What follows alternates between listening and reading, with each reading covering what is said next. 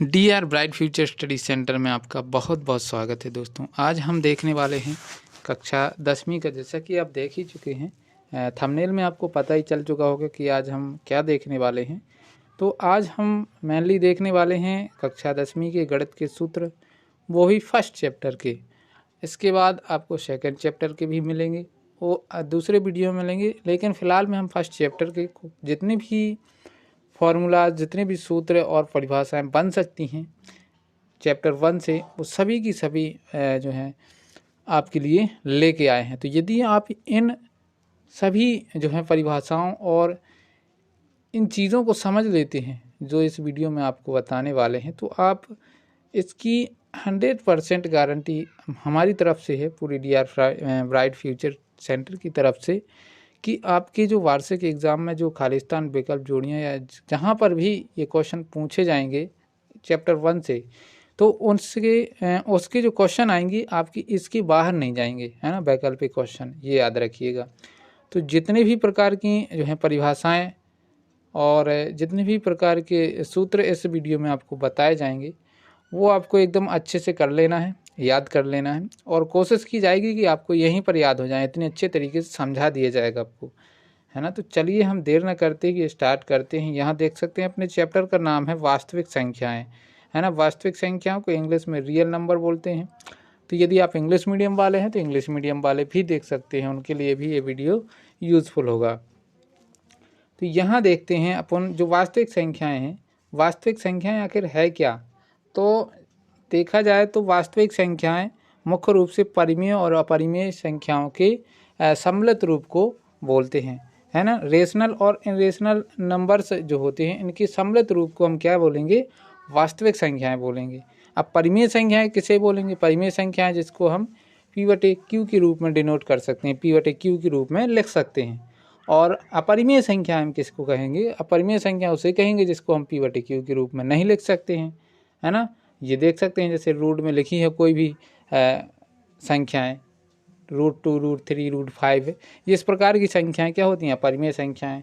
पाई भी एक अपरिमेय संख्या है। इसके बारे में डिस्कस अपन नीचे करेंगे जब अपन परिभाषा इसकी समझेंगे। इसके बाद जो परिमेय संख्याएं हैं, परिमेय संख्याओं को जो है दो भागों में बांटा गया है। पहला तो पूर्णांक संख्याएं, है ना, जो मतलब ऐसी हैं कैसी, ऋणात्मक संख्याएं हैं, और जीरो और धनात्मक संख्याएं हैं, जो उनको क्या बोल दिया, पूर्णांक संख्याएं। लेकिन यदि किन्हीं भी दो प्राकृत संख्याओं के बीच की संख्याएं निकालें हम, तो उनको बोलेंगे हम भिन्न संख्याएं, है ना। क्या बोलेंगे, भिन्न संख्याएं। तो ये दो प्रकार से डिवाइड किया किसको, रेशनल नंबर को, है ना, रेशनल नंबर को, ये परिमेय संख्याओं को दो भागों में विभाजित कर दिया। इसके पश्चात देखिए जो पूर्णांक संख्याएं हैं, पूर्णांक संख्याएं कहाँ से हैं, मतलब ऋणात्मक संख्याएं हैं और धनात्मक संख्याएं हैं, और शून्य भी इसमें शामिल है।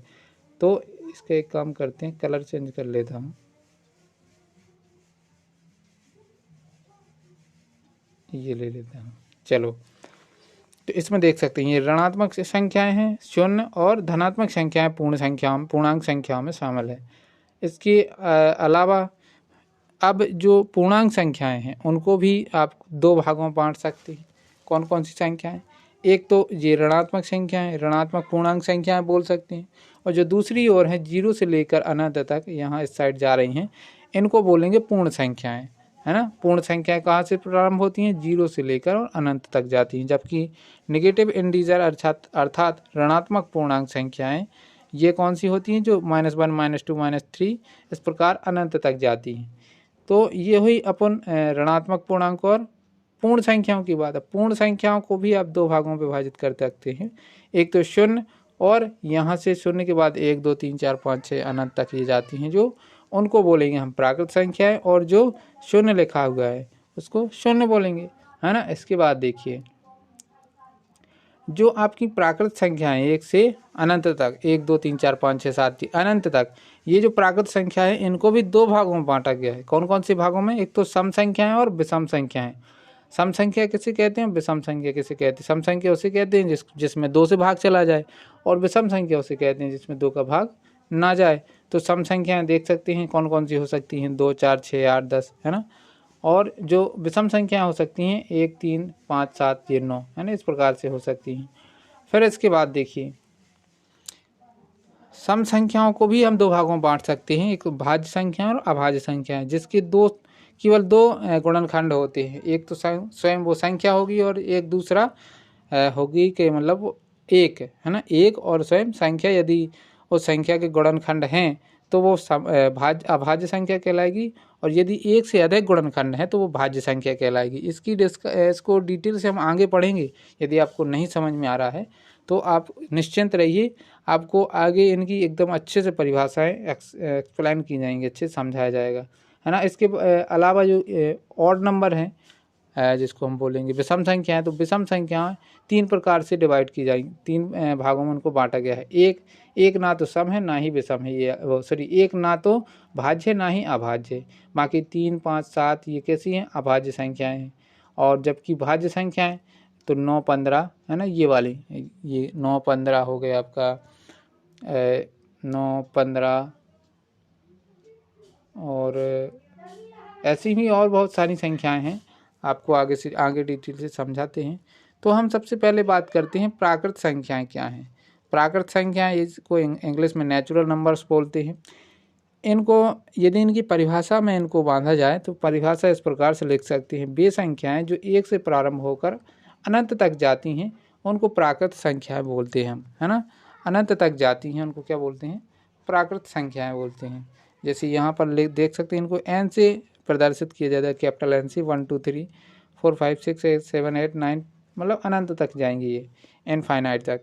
फिर इसके बाद पूर्ण संख्याएं क्या होंगी, यदि हम प्राकृत संख्याओं में, इसमें देखिए जीरो शामिल नहीं है, ये कैसी हैं, जीरो इसमें नहीं है। तो जब हम जीरो शामिल कर देंगे इसमें तो क्या हो जाएगा, जैसे हम जीरो शामिल करेंगे तो ये बन जाएंगी पूर्ण संख्याएं। ये अभी अपूर्ण टाइप की लग रही ना, क्योंकि इसमें जीरो नहीं है। तो जैसे ही हम प्राकृत संख्याओं में जीरो शामिल कर लेंगे तो जो प्राप्त संख्याएं होंगी उनको क्या बोलेंगे, पूर्ण संख्याएं। तो यही परिभाषा में लिखा है, यदि प्राकृत संख्याओं में शून्य शामिल कर लिया जाए तो प्राप्त संख्याएं पूर्ण संख्याएं कहलाती हैं, है ना। और फिर इसके बाद आती हैं पूर्णांक संख्याएं, इंटीजर नंबर। इंटीजर नंबर का मतलब ये है कि जो पूर्णांक संख्याएं हैं इसमें 0 से अनंत तक थी, यदि इनमें ऋणात्मक संख्याएं और शामिल करना, ये -1, -2, -3, -4 अनंत तक की ये जो संख्याएं और शामिल कर लें हम, तो जो संख्याएं बनेंगी, है ना, ये वाली संख्याएं यदि हम और शामिल कर लें ऋणात्मक संख्याएं, तो जो संख्याएं हमें प्राप्त हो जाएंगी वो क्या कहलाएंगी, पूर्णांक संख्याएं कहलाएंगी। इनको हम संख्या रेखा पर दर्शा सकते हैं। फिर इसके बाद देखिए, इसके बाद हम देखते हैं सम संख्याएं। तो सम संख्याएं किसे कहते हैं, ऐसी प्राकृत संख्याएं जो 2 से पूर्णतः विभाजित हों सम संख्याएं कहलाती हैं। जिनमें हम 2 से भाग पूरा दे सकते हैं, जिनमें 2 का पूरा भाग जा सकता है, वही प्राकृत संख्याएं। बाकी ऋणात्मक संख्याएं इनमें नहीं लेना है उनको, है ना ही 0 को लेना है, केवल प्राकृत संख्याएं लेना है। और प्राकृत संख्याओं में जिसमें 2 का भाग चला जाएगा उसको हम सम संख्या बोलेंगे, और जिसमें 2 का भाग नहीं जाएगा उसको हम विषम संख्या बोल देंगे। जैसे 2, 4, 6, 8 ये इस प्रकार की तो सम संख्याएं हैं। लेकिन यहाँ देखो, जिसमें 2 का भाग नहीं जा रहा, जैसे 1 में नहीं जा रहा, 3 में नहीं जा रहा, 5 में, 7 में, 9 में, इनमें पूरा भाग नहीं जा रहा। भाग तो जा रहा है लेकिन पूरा जाना चाहिए, है ना। तो पूरा इनमें नहीं जा रहा है, तो इसीलिए क्या होंगी, विषम संख्याएं हो जाएंगी। तो अब बात आती है कि शून्य कैसी संख्या है, सम है कि विषम है। तो इसको हमें बता देना है कि शून्य ना तो सम है और ना ही विषम है। तो ये चीज़ आपको क्लियर होनी चाहिए। फिर इसके बाद देखिए भाज्य संख्याएं आती हैं। भाज्य संख्याएं जिसको कंपोजिट नंबर इंग्लिश में बोलते हैं, ऐसी संख्याएं जिनके 2 से अधिक गुणनखंड हो, है ना, भाज्य संख्याएं कहलाती हैं। जिनके 2 से अधिक फैक्टर हो जाते हैं, मतलब जैसे 4 है तो 4 फैक्टर का मतलब है 4 में कौन सी संख्याओं से भाग जा सकता है। तो इसमें 1 से हम भाग दे सकते हैं, 2 से भी भाग चला जाएगा और स्वयं 4 से भी भाग चला जाएगा। मतलब कितने गुणनखंड हो गए इसके, 1, 2 और 3 गुणनखंड हो गए ना। तो यही तो हमने परिभाषा में पढ़ा है कि 2 से अधिक गुणनखंड है। अब 3 हो, 4 हो, 6 हो, जितने भी हो, लेकिन 2 से अधिक गुणनखंड होने चाहिए, तो हम उसको क्या कह देंगे, भाज्य संख्या कह देंगे। लेकिन यदि इसके अपोजिट की बात की जाए, जो अभाज्य संख्या है, देखिए अभाज्य संख्या की परिभाषा इस प्रकार से है कि प्राइम नंबर ऐसी प्राकृत संख्याएं जिनकी केवल 2 गुणनखंड होते हैं। पहला गुणनखंड होगा 1 और दूसरा स्वयं संख्या। अभाज्य संख्याएं कहलाती हैं। एक तो स्वयं एक तो एक होगा और दूसरी स्वयं संख्या होगी। जैसे इसमें बात की जाए 2 3 5 7 8, ये 2 3 5 7 11 है ना, इस प्रकार से हैं। तो जैसे 2 की बात करें हम, तो 2 में कौन कौन सी संख्याओं से भाग जा रहा है? 1 से भाग जाता है पूरा पूरा, और स्वयं 2 से जाता है। इसके अलावा तो किसी संख्या से पूरा पूरा भाग जाता नहीं है, तो इसीलिए हम इसको क्या कहेंगे? ये 2 एक अभाज्य संख्या है। 3 की बात करें तो 3 में 1 से भाग जाएगा और स्वयं 3 से भाग जाएगा, इसके अलावा किसी तीसरी संख्या से भाग नहीं जाएगा, इसीलिए इसको क्या कहेंगे? अभाज्य संख्या, प्राइम नंबर, है ना। तो इस प्रकार से अभाज्य संख्या हमने समझ ली।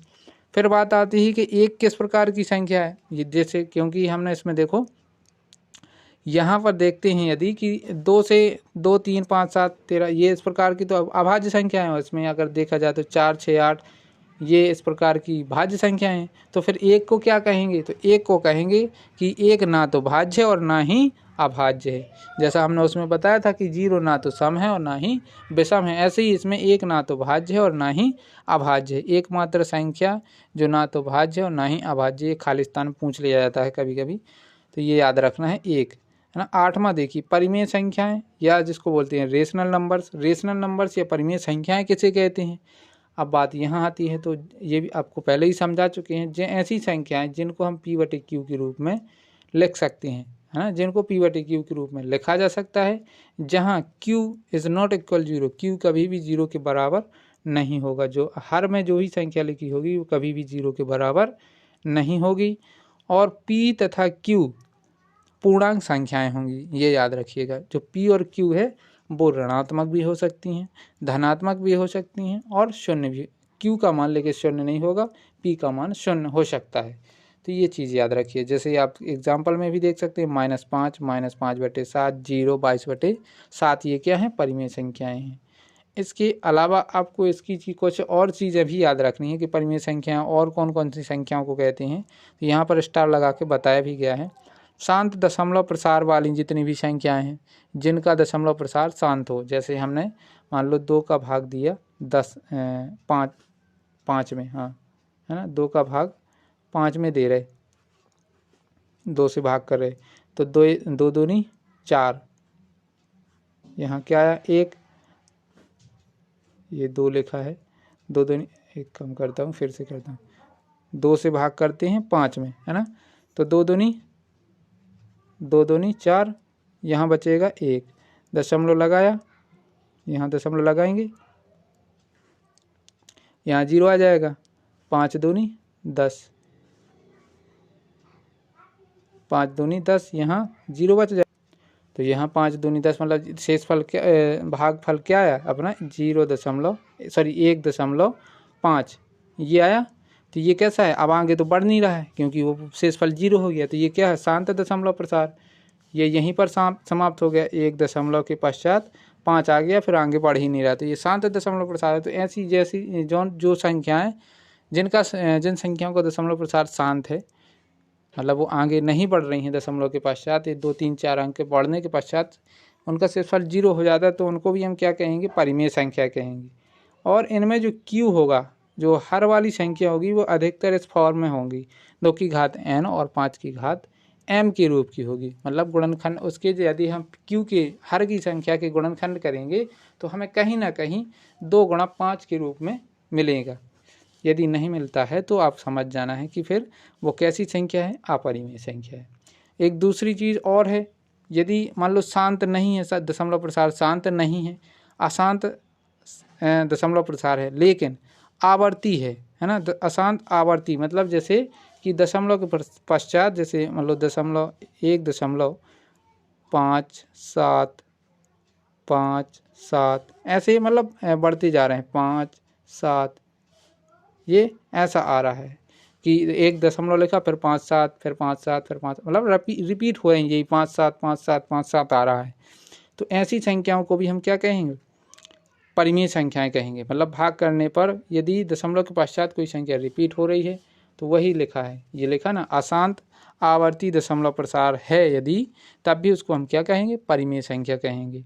और इसका जो फॉर्म होगा किस रूप में होगा? 2 की पावर n और गुणा 5 की पावर m के रूप का होगा, जहाँ m और n ऋणोत्तर पूर्णांक। ऋणोत्तर पूर्णांक का मतलब है कि इसमें ऋणात्मक संख्याएं शामिल नहीं होंगी n और m में, केवल पूर्णांक होंगे 0 से लेकर अनंत तक। इसके बाद हम परिमेय अपरिमेय संख्याओं की बात करें तो ऐसी संख्याएं जिनको हम p/q के रूप में नहीं लिख सकते, जिनको हम p/q के रूप में नहीं लिख सकते हैं, अपरिमेय संख्याएं कहलाती हैं। जैसे पाई हो गया अपना, √2 हो गया, √3, √4, ये इस प्रकार की संख्याएं हैं जो √4 नहीं होगा, सॉरी दोस्तों, है ना, ये √4 जो लिखा है ये गलत लिखा है, √5 लिखना चाहिए था यहाँ पर, √5 होगा यहाँ पर, √4 नहीं होगा, क्योंकि √4 होगा तो √4 तो बाहर हो जाता है। कैसे? √2 को 4 को लिख सकते हैं हम 2 की घात 2, और 2 की घात 2 मतलब रूट हट जाएगा और 2 आ जाएगा बाहर, तो ये परिमेय संख्या हो जाएगी। तो ये √4, ये यहाँ पर थोड़ी सी मिस्टेक है, याद रखिएगा।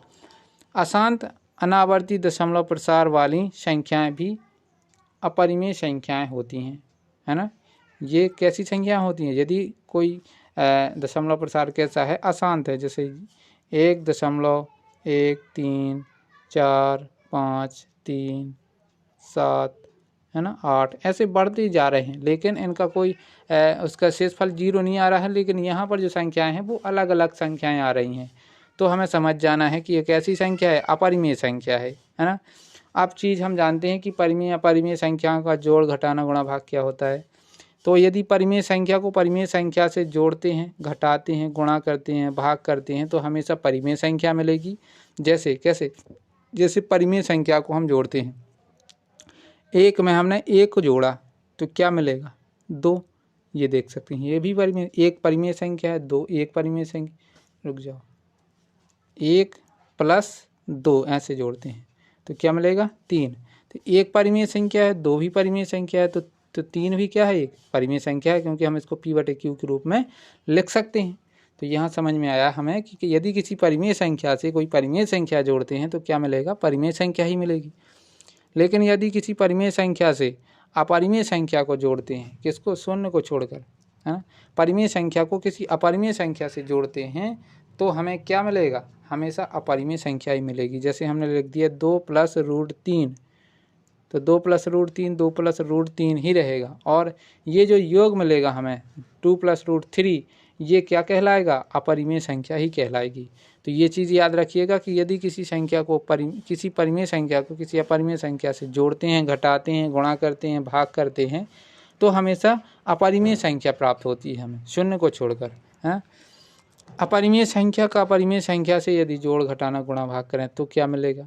तो हमें परिमेय भी मिल सकता है और या फिर अपरिमेय मिलेगा, 2 में से एक कुछ भी मिल सकता है। ये कंडीशन आपको क्वेश्चन से ही समझना पड़ेगी कि क्या ये परिमेय होगा कि अपरिमेय होगा, है ना। ये चीज़ याद रखिएगा। फिर यहाँ बात करें कि पाई कैसी संख्या है, तो पाई एक अपरिमेय संख्या है। पाई अपरिमेय संख्या क्यों है? क्योंकि यदि इसका ज्योमेट्रिकल यदि हम भाग करके देखें 22 में 7 से, तो मिलेगा हमें क्या है? 3 दशमलव मिलेगा।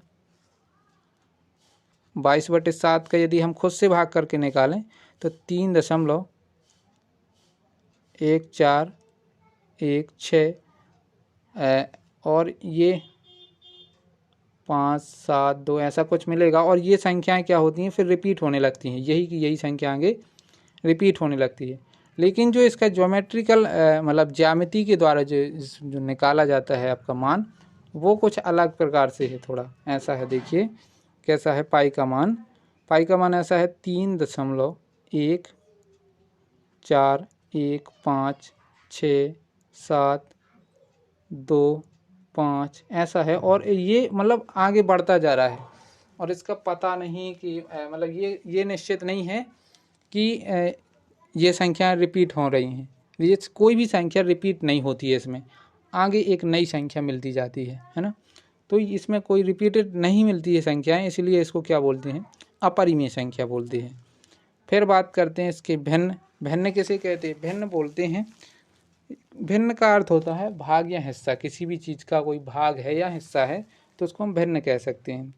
तो किन्हीं भी दो प्राकृत संख्याओं के बीच की जो संख्याएं हम लिखते हैं वो होती हैं भिन्न। जैसे 2/3, 5/4, 1 सही 1/2, ये इस प्रकार की संख्याएं क्या होती हैं? भिन्न होती हैं। इसके बाद हम जो सबसे महत्वपूर्ण चीज़ है वो ये है यूक्लिड विभाजन प्रमेयिका। यूक्लिड विभाजन प्रमेयिका से आपके बहुत सारे क्वेश्चन भी सॉल्व होते हैं और ये एलसीएम एचसीएफ का भी ये क्वेश्चन बहुत ही ज़्यादा आता रहता है। तो ये दो सूत्र आपके लिए बहुत ही ज़्यादा इम्पोर्टेंट है। तो जो यूक्लिड विभाजन प्रमेयिका है वो इस प्रकार से है, दो धनात्मक पूर्णांक ए और बी दिए रहने पर ऐसी अद्वितीय पूर्ण संख्याएं q और r विद्यमान है कि a is equal to B Q plus R, जहाँ r का मान हमेशा 0 से बड़ा या 0 के बराबर होगा, लेकिन b से हमेशा क्या होगा, छोटा होगा। और कभी कभी इनमें a और b में संबंध पूछ लेता है, तो ये इसमें a और b में क्या संबंध होता है, a हमेशा बड़ा होगा b से, ये चीज़ याद रखिएगा, a हमेशा b से बड़ा होगा। देखिए लास्ट है अपना, दो धनात्मक पूर्णांक a और b के लिए HCF ऑफ AB और LCM ऑफ AB इन दोनों का गुणा हमेशा क्या होता है, मल्टीप्लाई हमेशा a गुणा b, मतलब संख्याओं का गुणनफल रहेगा। हमेशा LCM और HCF का गुणनफल उन संख्याओं के गुणनफल के बराबर होगा। ये थे अपने चैप्टर 1 के सभी की सभी जो है इम्पोर्टेंट चीज़ें। तो यदि आपको वीडियो पसंद आया हो तो वीडियो को लाइक करके ज़रूर जाइए और अपने दोस्तों में इसको ज़्यादा से ज़्यादा शेयर कीजिए, ताकि उनको भी ये सभी की सभी परिभाषाएं और जो सूत्र हैं आपको उनके आपके दोस्तों को समझ में आ जाएं और वो भी अपने 10th की तैयारी अच्छे से स्टार्ट कर दें। तो आज के लिए इतना ही, और इसके बाद अगले वीडियो में आपको चैप्टर 2 के, जिसका नाम है बहुपद पॉलिनोमियल, जिसको इंग्लिश में बोलते हैं, इसके सूत्र और जो भी इम्पोर्टेंट चीज़ें हैं सब कुछ आपको अगले वीडियो में मिलेंगी। तो आज के लिए इतना ही, मिलेंगे हम अगले वीडियो में, तब तक के लिए बहुत बहुत थैंक्स। आपका दिन शुभ हो।